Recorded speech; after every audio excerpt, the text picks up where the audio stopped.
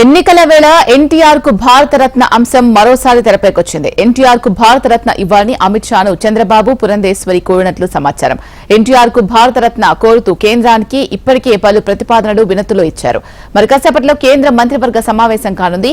ఎన్టీఆర్ కు భారతరత్న అంశంపై కేబినెట్ లో చర్చకొచ్చే అవకాశం ఉంది. ఏపీలో మారిన రాజకీయ సమీకరణ దృష్ట్యా ఎన్టీఆర్ కు భారతరత్న ఇచ్చే విషయంపై కీలక నిర్ణయం తీసుకునే ఛాన్స్ ఉంది అనే ఊహాగానాలు వినిపిస్తున్నాయి.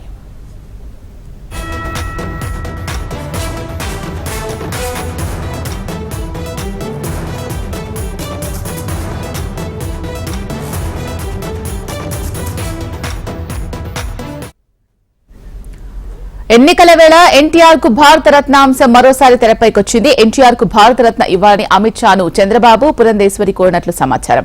ఇక దీనికి సంబంధించి మరింత సమాచారం అందించడానికి మా ప్రతినిధి శిరీష్ లైవ్ లో సిద్ధంగా ఉన్నారు. శిరీష్, చెప్పండి.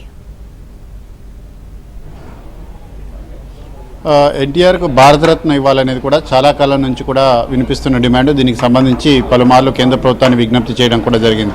అయితే ఇటీవల కాలంలో కేంద్ర ప్రభుత్వం చాలామంది ప్రముఖులకు కూడా దేశవ్యాప్తంగా భారతరత్నను కూడా ప్రకటించడం కూడా జరిగింది.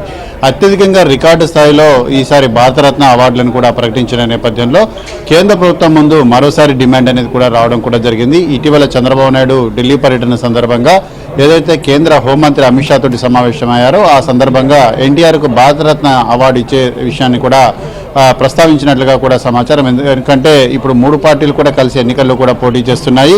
సో ఈ పరిస్థితుల నేపథ్యంలో ఎన్టీఆర్కు భారతరత్న అవార్డు అనేది కూడా ప్రకటించడం ద్వారా మూడు పార్టీలకు ఎన్నికల్లో లబ్ధి చేకూరడంతో పాటు ఎన్టీఆర్ అభిమానులందరూ కూడా దీన్ని సంతోషించే అవకాశం అనేది కూడా ఉంది. ఎప్పటి నుంచో కూడా దేశంలో ఇటు రాజకీయ రంగంలో, సినీ రంగంలో, అదేవిధంగా సామాజిక సేవ అనేక రంగాల్లో కూడా ఎన్టీఆర్ చాలా సేవలు అందించారు.